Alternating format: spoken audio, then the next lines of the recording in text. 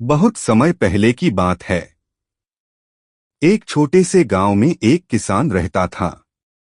वह मेहनती था और अपनी खेतीबाड़ी से ही अपना गुजारा करता था।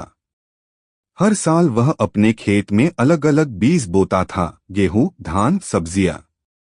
लेकिन इस बार उसने कुछ अलग करने का सोचा। एक दिन वह शहर से बांस के बीज लेकर आया। गांव के लोग उसे देखकर हंसने लगे।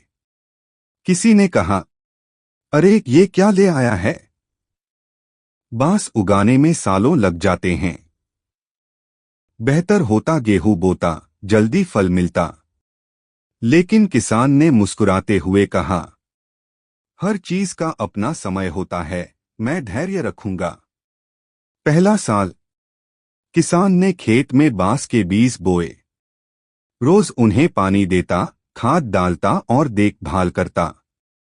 लेकिन पूरे साल कुछ नहीं उगा। गांव वाले मजाक उड़ाते, देखा, हमने कहा था ये समय की बर्बादी है। किसान चुपचाप मुस्कुराता और कहता, बीज जमीन के भीतर मेहनत कर रहा है, अभी वक्त है।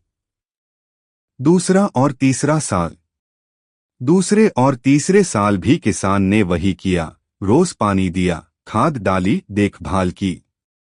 लेकिन ऊपर से मिट्टी खाली ही दिखती रही। गांव वालों की हंसी और बढ़ गई। पागल हो गया है ये। 3 साल से मेहनत कर रहा है और मिला कुछ भी नहीं।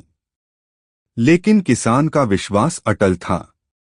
वह रोज कहता, जैसे बच्चे मां के गर्भ में समय लेते हैं, वैसे ही बांस भी समय ले रहा है। मुझे भरोसा है। चौथा साल चौथे साल भी खेत खाली खाली ही दिखता रहा। इस बार उसके अपने परिवार वाले भी कहने लगे, अब बस करो, और कितनी मेहनत करोगे?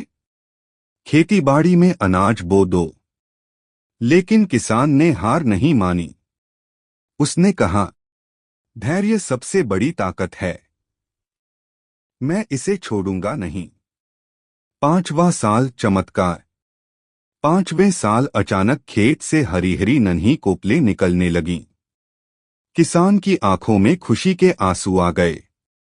लेकिन असली चमत्कार तो अब होना बाकी था। कुछ ही हफ्तों में वे नन्ही कोपलें तेजी से बढ़ने लगीं। दिन ब दिन ऊंची होती गईं।